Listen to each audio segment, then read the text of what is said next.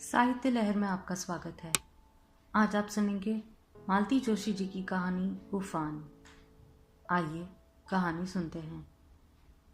Postman की आवाज़ सुनकर माजी बाहर आई। 2 चिट्ठियां थी, दोनों ही बहू की थी। एक उनके लिए, एक हरीश के लिए। हरीश का लिफाफा उन्होंने उसी की दराज में रखकर इतनी जोर से बंद किया मानो अपना सारा रोष उसी निर्जीव लकड़ी के टुकड़े पर निकाल रही हो। फिर अपना वाला काट टुकड़े टुकड़े करके खिड़की से बाहर फेंक दिया। एक बार पड़ा भी नहीं। उनका बस चलता तो हरीश की चिट्ठी का भी वही हाल होता। शुरू शुरू में 2-3 चिट्ठियां उन्होंने सचमुच गायब कर दी थी। हरीश दफ्तर से लौटकर रोज दराज देखता, फिर चुप रह जाता। एक दिन आखिर उसने कह ही दिया, अम्मा, मैं दफ्तर के पते से चिट्ठियां मंगवाया करूं तो तुम्हें बुरा तो न लगेगा। हरीश एकदम अपने पिता पर गया है। वाद विवाद के फेरे में नहीं पड़ता। जो कुछ कहना है एक शब्द में कहकर चुप हो जाता है। वे लेकिन शर्म से पानी पानी हो गई थी। अपने इस घुन्ने बेटे के सामने उनकी चोरी पकड़े जाने का एहसास उन्हें बहुत दिनों तक घेरे रहा था। तब से चिट्ठियां चुपचाप दराज में पहुंचने लगी। बहू की चिट्ठी को वह हवा पर सवार होकर इधर उधर होते देख रही थी। मुआ काट जल्दी से उड़ता भी नहीं। इससे तो शाम को सिगड़ी के नीचे डाल देती तो ठीक रहता, पर उतनी देर भी उसे अपने पास रखने की उनकी हिम्मत नहीं पड़ी। लगता था पास रहने पर वह पढ़ने का लोभ संवरण ना कर पाएंगी। तब बहू की शहद भीनी बात उन्हें अपने साथ बहा ले जाएंगी। अपनी मिठ बोली बहू की याद आते ही मन ना जाने कैसा होने लगा। उसकी पहली चिट्ठी आई थी तब वह पूरे मोहल्ले में दिखाती फिर रही थी। बहू के पीहर जाने पर इन्हीं चिट्ठियों के सहारे तो वे उनके पास बनी रहती थी। राम शाम के जन्म के बाद तो उनका मोह इतना बढ़ गया था कि 8वें दिन चिट्ठी नहीं आती थी तो वे बेचैन हो उठती थी। हरीश के पास पत्र आते ही वे दिन भर घड़ी की ओर देखती रहती। दफ्तर से लौटकर हरीश जो ही पत्र खोलता वे वही पहुंच जाती और अधीरता से पूछ बैठती, क्यों रे, क्या लिखा है उसने? तब हरीश बेचारा लड़कियों की तरह शर्म से लाल हो उठता और अपनी बेवकूफ़ी पर माँ जी खुद ही झेप जाती। बहुत पुरानी बातें तो नहीं है ये, फिर भी लगता है पता नहीं कब का किस्सा है यह सब। पता नहीं उनकी ममता का, स्नेह का झरना एकाएक कैसे सूख गया। बहू के भाई की शादी में क्या गई कि अपनी सारी खुशी ही लुटाकर लौटी थी वह। कितनी मनुहार कर करके बुलवाया था समधी जी ने, कितने आदर मान के साथ स्वागत किया था, कैसी कैसी खातिर की थी। लौटी तो कितना कितना सामान दिया था। नई भाभी के साथ कुछ रोज रह लेने के बहाने बहू वहीं दिल्ली में रह गई थी। माँ जी और हरीश लौट आए थे। रात को पहुंच की चिट्ठी लिखते हुए हरीश ने पूछा था, छाया के पापा को चिट्ठी लिख रहा हूँ, तुम्हारी ओर से आशीष वगैरह तो लिख दिया है, और कुछ लिखना है? वे चुप। कब तक भेजने के लिए कह दूं? हरीश ने फिर पूछा। वे जैसे फट पड़ी, लिख दे, अपनी लड़की को वहीं रख ले, यहां भेजने की कोई जरूरत नहीं है। हरीश सन्न रह गया था। क्या बात है अम्मा, किसी ने कुछ, मेरा मतलब है तुम्हारा अपमान किया है किसी ने? मेरे ख्याल से उन लोगों ने, क्या तुम्हारी खातिर में कुछ कमी रह गई है? लेन देन में कुछ कसर रह गई है? हुआ क्या है आखिर? लेन देन में, खातिर में कभी कोई कमी नहीं रही है। बड़े आदमी जो है, पर हम भी कोई भिखारी नहीं है, रुपयों से हमारी झोली भरकर हमें चुप कर देंगे? भगवान के लिए अम्मा कुछ बताओ भी। तब माँ जी ने हरीश को सब कुछ बताया था। शादी में ढेर के ढेर रिश्तेदार इकट्ठा हुए थे। सबके तो नाम उन्हें भी याद नहीं। उन्हीं में से एक महिला ने उन्हें बताया था कि छाया का कॉलेज के किसी लड़के से प्रेम हो गया था। दोनों ने भागने की योजना भी बना ली थी। छाया तो स्टेशन पर पहुंच भी गई थी, पर लड़का ऐन मौके पर हिम्मत हार गया था और समय रहते छाया को घर लौटाया जा सका था। तभी ना इतनी दूर जाके लड़की ब्याही है, और माँ जी बेचारी अब तक इसी भ्रम में थी कि उनके लड़के की कीर्ति इतनी दूर से लड़की वालों तक पहुंच गई है। सारी बात सुनने के बाद माँ जी ने सोचा था कि हरीश उबलेगा, बिफरेगा, चीखेगा, पर ऐसा कुछ नहीं हुआ। वह उसी तरह शांत बैठा रहा। माँ जी जब जी भरकर दिल्ली वालों को कोस चुकी तब वह धीरे से बोला, अब तुम्हारा क्या विचार है? विचार क्या होगा? उन्होंने हैरत से कहा। सब कुछ जान लेने के बाद अब वह लड़की इस घर में आ सकती है? घर की बात तो कोर्ट कचहरी तक जाए अच्छा नहीं लगता, पर दूसरा उपाय ही क्या है। शादी से पहले पता होता तो बात कुछ और थी। मुझे पता था। क्या? ठीक कह रहा हूं अम्मा, मुझे पता था। छाया ने खुद ही मुझे पत्र लिखकर सारी बात बताई थी। और फिर भी तू इससे ब्याहने चला गया। उन लोगों की अमीरी का ऐसा जादू चल गया था तेरे ऊपर। आश्चर्य और दुख के कारण उनसे बोला ही नहीं जा रहा था। जादू तो मुझ पर चल गया था अम्मा, पर उन लोगों के बड़प्पन का नहीं। दान दहेज के बारे में तो मैंने उस समय सोचा ही नहीं था। मैं तो उनकी ईमानदारी का कायल हो गया था। जो बात बाद में 4 शुभचिंतकों ने 4 तरह से मुझ तक पहुंचाई, वह बात सबसे पहले मुझे छाया ने ही बतलाई थी। सोचो तो, उसने कितना बड़ा खतरा मोल ले लिया था। अम्मा कुछ नहीं बोली, बस घृणा से मुंह बिचका दिया। और यह भी तो सोचो अम्मा, कोई डरपोक व्यक्ति अगर उसे समय पर धोखा दे गया तो उसमें उसका क्या दोष है। किसी और की नालायकी की सजा वह क्यों उठाए। बस तू ही तो रह गया था न्याय करने के लिए। धन्य है रे लड़के। और वह दोनों हाथों से सिर पकड़कर बैठ गई थी। कमरे में एक भयानक चुप्पी छा गई थी। बड़ी देर बाद हरीश धीरे से बोला था, चिंता मत करो अम्मा, जब तक तुम नहीं कहोगी मैं उसे यहाँ नहीं लाऊंगा। तुमने मेरे लिए जिंदगी में बहुत दुख उठाए हैं। अब यह एक और दुख, अनचाही बहू के साथ रहने का दुख, मैं तुम्हें नहीं दूंगा। हरीश ने बात वहीं समाप्त कर दी थी। माँ जी मन में कुढ़कर रह गई। हीरे से लड़के की जिंदगी बर्बाद होने का दुख उन्हें साल रहा था। दो के पास मिठभोले संबंधियों के लिए गुस्सा उबला पड़ता था, और बहू, उसके भोले भाले रूप के पीछे यह चरित्र छुपा होगा, किसने सोचा था। और इसी कुलक्षणी लड़की के लिए लड़का उनका पराया हो गया है।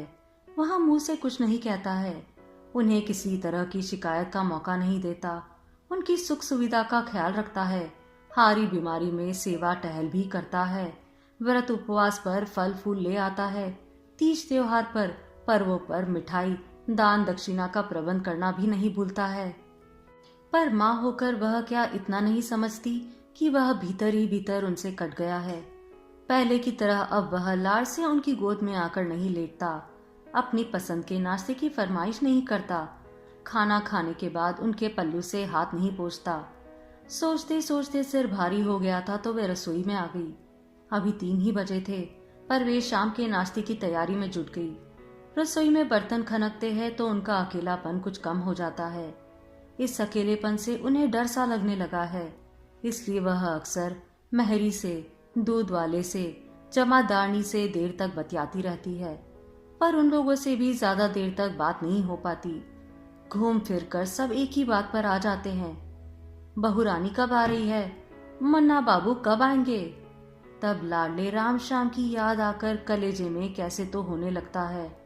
उन लोगों के रहते दिन कब कहाँ कैसे चला जाता था पता ही नहीं चलता था। उनकी किलकारियां, बहू की चांदी की घंटियों सी आवाज घर को कैसे भरा भरा रखती थी। तब हरीश भी इतना चुप नहीं रहता था। अब तो अव्वल उसका पांव घर में टिकता नहीं, घर में रहेगा भी तो किसी किताब में सिर देकर बैठ जाएगा। कभी कभी उसकी यह उदासी, यह सूनापन देखा नहीं जाता। लगता है सारा रोष, सारा अभिमान ताक पर रखकर कह दे, जा ले आ अपनी बहू को, मेरा क्या है, एक कोने में पड़ी रहूंगी ठाकुर जी को लेकर, तुम राजा रानी आराम से रहो। पर बात होठों तक आते आते कड़वी हो जाती और वे प्रयास कर चुप हो जाती। मन ही मन कहती, तू अपनी जिद का पक्का है तो मैं भी तेरी माँ हूँ, मैं क्यों अपनी बात ऊंची होने दूं। हरीश आया, सब्जी का थैला रसोई में रखकर कमरे में चला गया। वह चाय बनाकर बैठी रही। बड़ी देर तक जब वह नहीं लौटा तो नाश्ता लेकर खुद उसके कमरे में चली गई। वह पत्र पढ़ रहा था। उन्हें तो पत्र की बात याद ही नहीं रही। माँ को देखकर उसने लिफाफा दराज में डाल दिया और चुपचाप नाश्ता करने लगा। माँ का मन रखने के लिए उसने इधर उधर की कोई बात छेड़ी थी, पर बातचीत जम ही नहीं पाई। चाय पीकर वह फिर से बाहर जाने के लिए तैयार होने लगा तो उन्हें घबराहट होने लगी। कहीं जा रहा है? हाँ अम्मा, और रात खाने पर इंतजार मत करना। क्यों? आज पार्टी है, अपना मनोज है ना, वह विलायत जा रहा है। अच्छा, तो एक दिन अपने यहाँ भी बुला लेना, तू तो उसका पक्का दोस्त है, सबसे पहला न्योता तो तेरी ओर से ही जाना चाहिए था। हरीश का चेहरा क्षण भर कैसा तो हो आया। धीरे से बोला, दरअसल अम्मा, पार्टी मैं ही दे रहा हूँ। घर पर ही बुलाना चाह रहा था, पर काफी लोग हैं, तुमसे संभल नहीं पाता। मतलब है कि तुम्हें तकलीफ होती इसलिए। होटल में पार्टी दे रहा है, यही ना? माँ जी का मन हुआ कि लड़के को खूब खरी खोटी सुनाए। तकलीफ का तो बहाना है, सच तो यह है कि अब अम्मा के हाथ का खाना नहीं भाता। बहू की तरह विलायती खाना उन्हें थोड़ी ही आता है। पर उन्होंने कुछ नहीं कहा, चुपचाप उसे तैयार होते देखती रही। मन हुआ कि पूछे, जब घर पर खाना नहीं खाना था तो इतनी ढेर सब्जियां किसके लिए लाए हो? पर यह भी ना कहा, बस बुद्ध बनी बैठी रही। हरीश के जाने के बाद घर और सूना लग उठा। शायद इसी सूनेपन की कल्पना से वे इतनी अधीर हो उठती है। दिन भर तो वह किसी तरह रह लेती है, पर शाम को खाली घर उन्हें काटने को दौड़ता है। इस समय किसी के यहाँ जाना भी अच्छा नहीं लगता। सबके यहाँ चहल पहल होती है, सबके पास अपने अपने काम होते हैं, सबके बीच वे एक फालतू सी लगती है। आज तो रात के खाने का भी झंझट नहीं है, फुर्सत ही फुर्सत थी। सारे घर की बत्तियां जलाकर बाहर जाकर दरवाजे पे बैठी रही, सड़क की रौनक देखती रही। पाए लागी काकी? उन्होंने चौंक कर सिर उठाया। मकान मालकिन की बहन कांता अपने छोटे बच्चे के साथ खड़ी हुई थी। अरे कांता बेटी, आओ आओ, उन्होंने उल्लासित स्वर में कहा। इतनी लंबी शाम काटने का एक सहारा सा मिल गया था उन्हें। उसकी आवभगत करते करते समय काफी निकल गया था। भैया नहीं लौटे क्या अभी तक? जरा देर बाद कांता ने पूछा। भाभी नहीं है तो क्या दफ्तर में ही बैठे रहते हैं? माँ जी को लगा कि जैसे किसी ने उनके मन पर ही चोट कर दी हो। वो नहीं है तो क्या, बूढ़ी माँ तो है, उसके लिए तो उसे समय पर आना ही पड़ता है। अभी अभी तो बाहर गया है, किसी पार्टी में गया है। उन्होंने लंबी चौड़ी सफाई दी। उनसे एक काम था, आप ही से कह देती हूँ, सुबह शायद आ ना पाऊं। बताओ। आज के पेपर में एक स्कूल का विज्ञापन निकला था, खंडवा में है। आप लोग तो वहीं के हैं ना? अगर भैया किसी को जानते हैं तो मेरे लिए कोशिश कर देवे। तो नौकरी करेगी? माँ जी को इतना आश्चर्य हुआ। बड़े घर की बेटी है, खाते पीते घर की बहू है, इसे क्या गरज आ पड़ी? फिर याद आया, पति 3 साल के लिए अमेरिका गए हैं, इसलिए अपने 4 बच्चों के साथ वे पिछले साल से मायके आई हुई है। अकेले समय नहीं कटता है। कांता से बोली, नौकरी ही करनी है तो उतनी दूर क्यों जा रही है लल्ली? यहीं ढेरों नौकरियां हैं, सेठ जी तो कितनों को जानते हैं। यही तो बात है काकी, मैं दादा से कहना नहीं चाहती, और मैं यहाँ नौकरी चाहती भी नहीं। कहीं बाहर ही मिले तो अच्छा है, यहाँ रहकर अलग घर लेना भी अच्छा नहीं लगता। माँ जी का माथा ठनका। क्यों री, कुछ खटपट हो गई है क्या भाभीियों से? नहीं, खटपट तो नहीं हुई, पर अब तुमसे क्या छुपाना काकी। लड़की तो मेहमान की तरह आए तो अच्छी लगती है, यूं हमेशा के लिए घर। हाय हाय, ऐसे को बोल क्यों बोलती है? भगवान करे तू अपने घर में 100 साल तक राज करे। 2-3 साल की तो बात है, अभी आए जाते हैं कुंवर जी। ये तुम कह रही हो काकी, पर उन लोगों को इतना सब्र कहाँ है। उन्हें तो लगता है मैं हमेशा के लिए उनके गले पड़ गई हूँ। तुम्हें क्या बताऊं घर में कैसा व्यवहार हो रहा है। पुरुषों की आंखों में तो यह सब नहीं आता। मैं भी उन लोगों से कहने जाऊं अच्छा नहीं लगता। जीजी कुछ नहीं कहती? अम्मा, सबसे ज्यादा दुख तो उन्हीं के कारण है। चुपचाप सब कुछ देखती रहती है पर कुछ कहती नहीं। उल्टे मुझे को सुनाती है कि तू तो कल को अपने घर चली जाएगी, मुझे तो इन्हीं बहुओं से निभा करना है, मैं क्यों बुरी बनूं।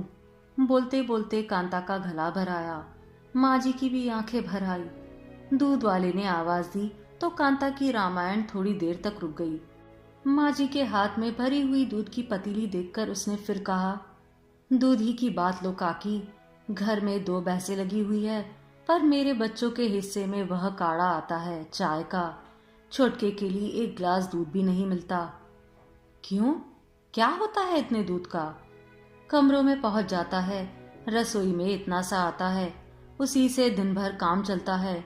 यूं तो देवर देवरानी दिन भर लड़ती रहेंगी, पर मेरे वक्त बिल्कुल माँ जाई बहनों सी बन जाती है। इससे तो ससुराल में ही रह जाती तो अच्छा होता। पर इतनी बड़ी नाक ले आई थी, अब किस मुंह से जाऊं वहां। कांता के जाने के बाद भी बड़ी देर बाद तक उनका मन उदास बना रहा। कांता तो पियर में थी। उसके पति सिर्फ कुछ सालों के लिए परदेश गए थे। उन्होंने तो पति के पीछे पूरे 15 बरस देवरानी के राज में बिताए थे। रसोई से लेकर जचकी तक कौन सा ऐसा काम था जो उन्होंने नहीं किया था। पर छोटी का मुंह हमेशा चढ़ा ही रहता था। जिस तिस से कहती फिरती, हमें तो बहना दो दो गृहस्थी पालनी होती है। देवर लेकिन सज्जुगी थे।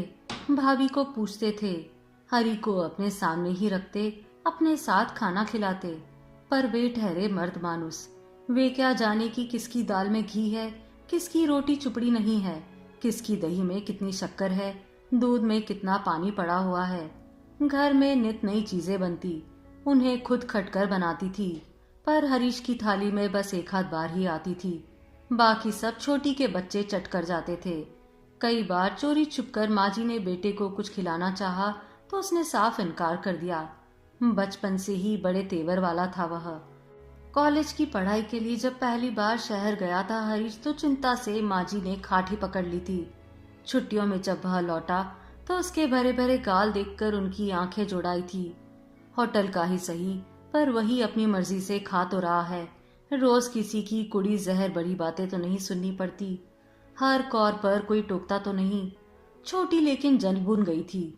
और लोग तो घर छोड़कर दुबले हो जाते हैं, पर इधर देखो, अरे हम तो पराए हैं।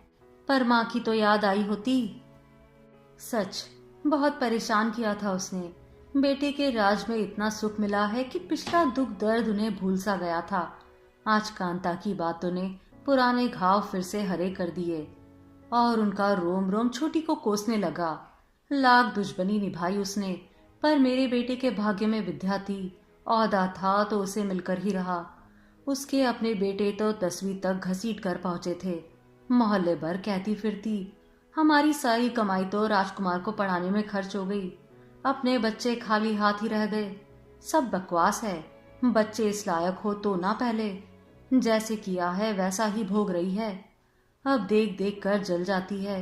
हरीश की शादी में आई थी तो बहू को देखकर, दान दहेज को देखकर आंखें फटी की फटी रह गई थी। और यकायक उन्हें लगा कि छोटी की बुरी नजर ही उनके संसार को छिन्न भिन्न कर गई है। यूं दिखाने को तो बड़ी तारीफ के पुल बांधती है हमेशा, पर जरूर ही उसकी जान जल गई होगी। अब यह नया किस्सा सुनेगी तो उसके कलेजे में कैसी ठंडक पड़ेगी। दूध जलने की गंध से उनका ध्यान खिंचा। अपना बुढ़ापे का शरीर ढेल डालकर वह रसोई तक पहुंची, तब तक पता नहीं कितना उफन गया था। फर्श पर दूध ही दूध हो रहा था। इतना गुस्सा आया उन्हें गैस के चूल्हे पर, मरा राक्षस की तरह जलता है। फिर याद आई कांता की। उसी के सामने दूध लिया था, जरूर उसी की नजर लग गई होगी। उसके बच्चे को दूध नहीं मिलता है ना, तो मेरे बच्चे का भी टोक लगा गई। दूध की ओर टुकुर टुकुर देखते हुए कांता का छोटा बच्चा उनकी आंखों के सामने घूम गया। एक कप दूध उसे पिला ही देती तो ठीक था। धीरे धीरे कांता के बच्चे की शक्ल उनके राम और शाम में बदल गई। लगा जैसे वे भी मामा के बच्चों की ओर टुकुर टुकुर ताक रहे हैं एक कप दूध के लिए। फिर याद आई बहू। मुई मुझ जैसी कट करेज भी तो नहीं है कि छाती पर इतना दुख सह ले। बच्चा गिर जाए तो पहले खुद रोने बैठ जाएगी, सामने वाला उसे चुप करवाए या बच्चे को। बच्चे को बुखार आ जाए तो आधी बीमार तो वो खुद हो जाती है। कांता की तरह होशियार भी तो नहीं है। और उन्हें अपने अकर्मण्य, भावुक, भोली भाली बहू पर बेहद गुस्सा आने लगा और वे रगड़ रगड़ कर फर्श पोंछने लगी। यह क्या हुआ अम्मा? दूध फैल गया? हरीश ने घर में पाँव देते ही पूछा, पर वे नहीं बोली। उसी तरह जोर जोर से फर्श रगड़ती रही। तुम उठो अम्मा, मैं साफ कर दूं। रहने दे भैया, काम करने के लिए तो हम बने हैं। हमारी तो हड्डी मसान में नहीं पहुंच जाती तब तक हमें खटना है। तुम साहब बने डोलते रहो। वो अपने बाप के यहाँ मौज मार रही है, घर में मुफ्त की नौकरानी जो रखी हुई है। वे गुस्से में इसी तरह उटपटांग बड़बड़ा रही थी और फर्श धो रही थी। आंख उठाकर उन्होंने एक बार भी ऊपर नहीं देखा। देखती तो पता चलता कि हरीश उनके इस रुद्र अवतार पर मंद मंद मुस्कुरा रहा है। आप सुन रहे थे मालती जोशी जी की कहानी उफान।